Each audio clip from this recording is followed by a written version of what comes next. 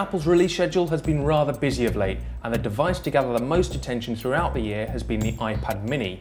But now upon its release, does it deliver enough to hold off the competition from Google, Microsoft and Amazon?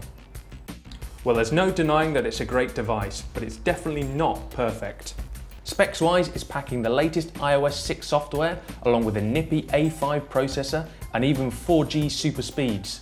But if you want to pick up the mobile data version, it comes at a pretty hefty price increase. The first thing that strikes you is the Mini really is mini. So much so that you can hold it with one hand. This is obviously true of its 7-inch rivals, but it's still worth bearing in mind.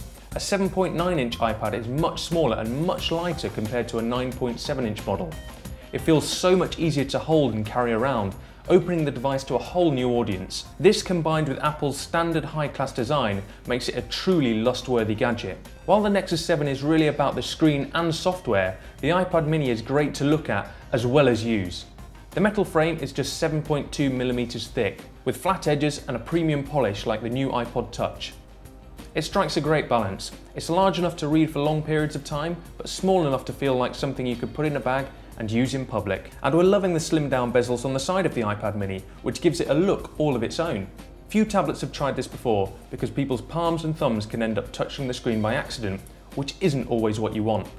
Turn it on though, and it's a regular iPad through and through.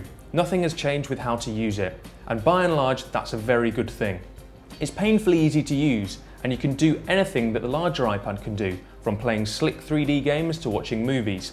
And any app that will run on an iPad 2 will run here. Speed-wise, it performs admirably. It's an iPad 2 on the inside, albeit an iPad 2 with a slightly better camera and Siri voice control, and its battery life is great, just like its bigger brothers. Casual users should be able to get days, if not weeks, on one charge. One grumble is the lack of a Retina display, but the iPad's mini display still does pack the same 1020 by 768 pixels as the original 2010 iPad. Purists will spot the extra grain and fuzz around the edge of the text, but HD movies still look great, and the portability more than makes up for those rough edges and visible pixels. And then there's the price. The iPad mini 16GB with Wi-Fi will set you back £269. For less money, you could buy a £159 Google Nexus 7, which is an excellent 7-inch tablet in its own right.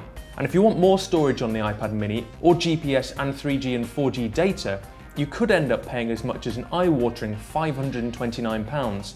But ultimately, most of the complaints will be put aside, as the iPad mini is a beautiful size and a brilliant package that puts its rivals to shame. Asus will really have to up its game for the Nexus 7 follow-up. Is it expensive? Yes.